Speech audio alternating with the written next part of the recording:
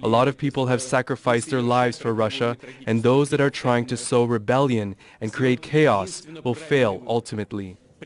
But Wagner chief Yevgeny Prigozhin says Russia's president is mistaken and Wagner fighters are patriots, not traitors. The planes that leave for combat work in Russia's offensive against Ukraine are leaving as normal. There aren't any problems. Medical aircraft are leaving. There are no problems. All we did was take the aerodrome under control so that the attack aviation did not strike us but strike Ukrainians. The main commanding center for Russia's offensive in Ukraine is functioning as normal. There aren't any problems at all. Not one officer has been pried away from their work. So when the Russian army tell you that the private military company Wagner has obstructed the work of the army, which resulted in things crumbling on the front, things will not crumble on the front because of this. When we came here to Rostov-on-Don, we reconfirmed a lot of new things. A huge amount of territories have been lost. Soldiers have been killed, 3-4 times more than what it says in documents shown to the top leadership. Okay, we're going to cross to Moscow to speak with Yulia Shapovalova, who's there for us. Yulia, you're joining us on the phone.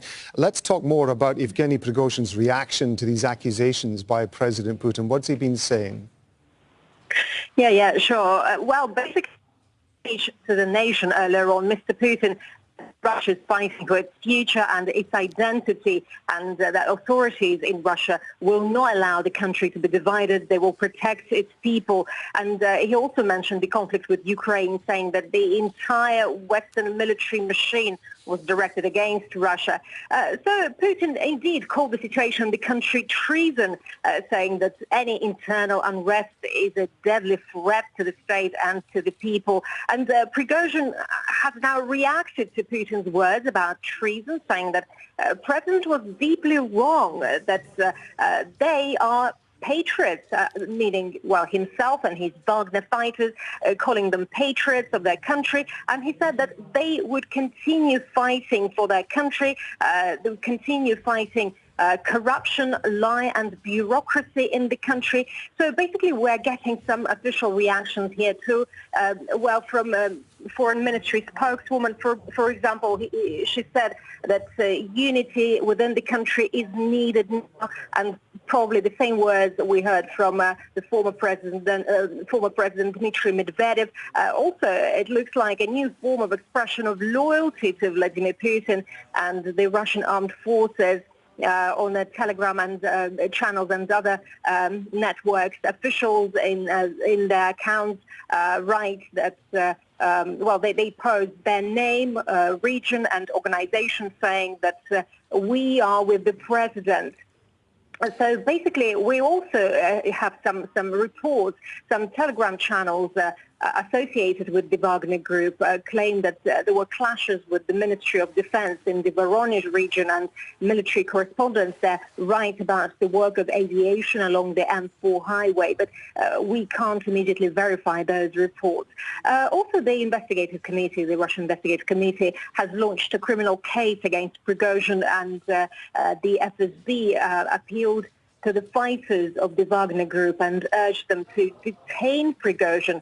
And earlier on, the head of Wagner called on his supporters to join the ranks of his military company and sort out the so-called chaos in the country, saying that was not a military coup, that was a march of justice.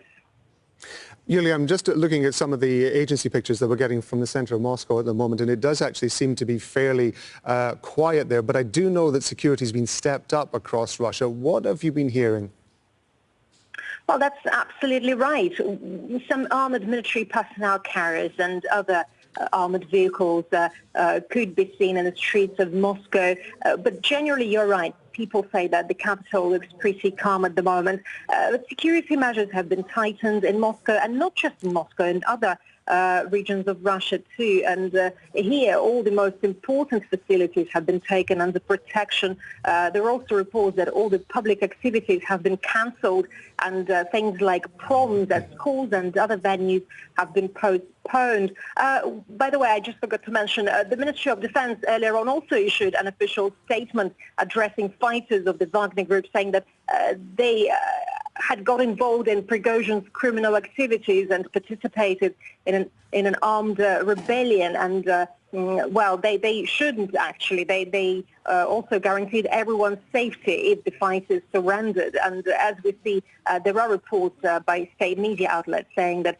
some fighters returned to their initial positions as they have been asked by the army. Well, also some publications of Prigozhin's, well, basically some sources that published Prigozhin's earlier statements and, well, actually, and after we've seen his actions, since that we haven't seen a lot of clashes between Wagner and the regular army. Basically, there are reports that the Wagner Group now controls the command center and a number of security and military facilities in Russia's southern city of Rostov, including an airfield. But according to reports, military planes there continue carrying out their missions.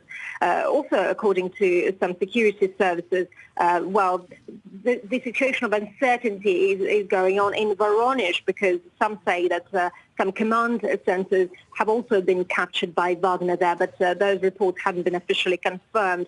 Also, there have been pictures showing Prigozhin negotiating with two high-ranking army generals, Yunusbek Yevkurov and General Alexeyev, and they were warning Prigozhin about consequences of his actions. So basically, Prigozhin claimed that the Wagner forces had shot down a helicopter that opened fire on a civilian convoy, while other sources report about two army helicopters firing at several Wagner vehicles in the Rostov region, but that information hasn't been officially confirmed either. So we do keep monitoring the developments here in Moscow. Yulia, thank you very much indeed. That's Yulia Shapovalova talking to us from Moscow on the phone. Well, joining us now from Donetsk is Ali Hashim. Now, you're on Donetsk, you're across the border from Rostov-on-Don, where much of the activity is taking place. It is difficult at the moment, as we know, to get information out from Rostov-on-Don to find out what's going on. As far as you're aware, what's been happening? Well, since this morning, the whole operation by Wagner was centralized in Rostov. The Wagner troops went into the city without any resistance, took control of the command center there. And as we saw and we heard also from Yulia, the commander of the Wagner group, Yevgeny Prigozhin, made a video or an audio response to the president over the speech. He stayed away from using harsh words towards the president, by, for example, saying that he is not saying the truth. However, he didn't really go directly to attack the president. And it's clear that he wants to keep kind of an association with the country or the establishment away from his food with the government or with the military commanders. Now, in Rostov for now, what we know is that the Wagner are in control, also on the way to Voronezh. They have also some activities there. They posted a video of a photo of a helicopter that was hit. However, this needs to be confirmed. Also other areas such as Lipetsk. This is another city to the north of Rostov that the Wagner troops also claim to have control of without any resistance. Now, since yesterday, Wagner's commander, Yevgeny Prigozhin, said that he is going to head towards Rostov because the defense minister launched what Wagner's commander claims is an attack on his troops from Rostov, and that he's going there for a kind of revenge. Now, how is this impacting the situation? Over here in Donetsk, there is nothing in the city. However, we've been hearing for the past hours bombardment around the city. The defense ministry also claimed that the Ukrainian forces are preparing for a counter-offensive in Bakhmut. And this is also part of the repercussions of what's happening. So the the Russian president is right now in front of really dangerous crossroad, either engaging with Wagner troops militarily, and this could pose a threat on the civil order and might ignite a civil war in the country, or accept whatever Wagner is requesting, and this will undermine the military establishment of the country in the time of what Russia calls a special operation, and the weight of a war in Ukraine. Yeah, Ali, you were saying there that Yevgeny Prigozhin had been staying away from criticizing President Putin. He has, in his most recent statement, said that nobody plans to turn themselves in on Putin's order, which does bring the two of them a bit closer. We're going to be coming back to you, of course, in the next couple of hours to find out what the latest developments. But for now, Ali Hashim, thank you very much. Well, there's been no pause in Russia's offensive in Ukraine. We're going to cross live to Jonah Hull in Kyiv. How is all of this being viewed in Kyiv, first of all?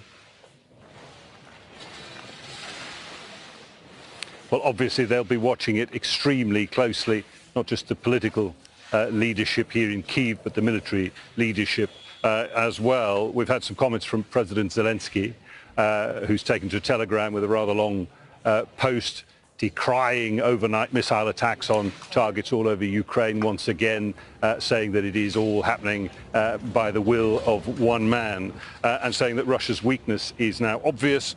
As long as Russia keeps its troops and mercenaries on our land, he says, the more chaos, pain and problems will come to it later. More specifically, though, comments from Mikhailo Podolyak, an advisor to President Zelensky, and we've heard lots of people suggesting that whatever does happen next in Russia could well happen very swiftly. That appears to be the view as well among the political leadership here. Mikhailo Podolyak talking about the next 48 hours and saying they will determine what he described as the new status in Russia, either a fully fledged civil war or a contractual transition of power or a temporary respite before the next stage of the fall of the Putin regime. Of course, they will not have any better idea than anyone else about what is going to happen next. Militarily, though, it could have much stronger bearings and ramifications on the process of the war itself, and the military analysts here will be watching very closely all of their sources, their satellite imagery and so on, to see what they can glean about what's happening in Rostov-on-Don. It is absolutely vital military center for the war here. It is the base of the Southern Military District, which is operating and controlling almost all of the battlefield here in Ukraine. They'll be looking at ways in which that may be disrupted. They'll be looking at infrastructure that may be disrupted, routes of resupply and reinforcement for the forces in the security operation that is going on there. And they'll be looking specifically as well at points on the very long front line here in Ukraine with a view to the counter-offensive that's been going on for several weeks now, probing Russia's defenses at a number of points. They'll want to know or try to understand just how many of those Wagner mercenaries have been redeployed from positions that they have been holding and defending along the battlefield to mainland Russia, thinking of places like Bakhmut, big city in the east that was fought over specifically by Wagner mercenaries. They'll be looking to see whether little holes are exposed there for them to exploit, and they'll also, of course, be looking to see the composition of Russian forces along the front lines here. Perhaps not the first line of defense, but rear echelons. Is Russia needing to redeploy some of its key assets on the ground in Ukraine to support its attempt to see off Wagner mercenaries in Russia itself? Jonah, just as you're talking to us, we can see behind you the workmen there who are beginning to clear up the debris. There have been airstrikes, haven't there, over the last few hours or so. Tell us about those.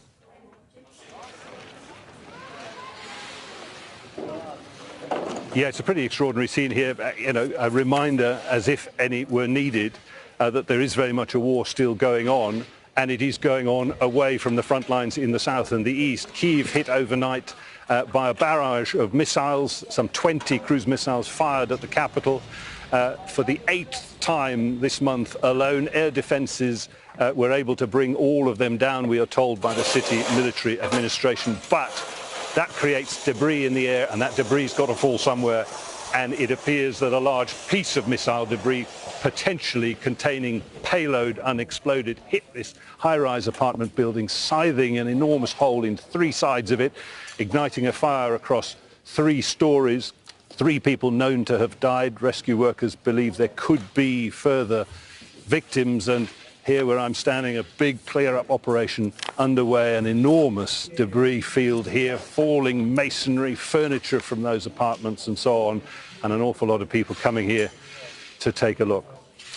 Jonah, thank you very much. Jonah Hull in Kyiv. We're going to get a view from the front lines about these dramatic developments we've been talking about. Charles Stratford is joining us on the road to Bakhmut in eastern Ukraine. You've been in a village on the front line with some of the fighters there. Talk us through what you and the team have been seeing, not just there, of course, but obviously in the last couple of hours since all this stuff has been happening in Rostov-on-Don.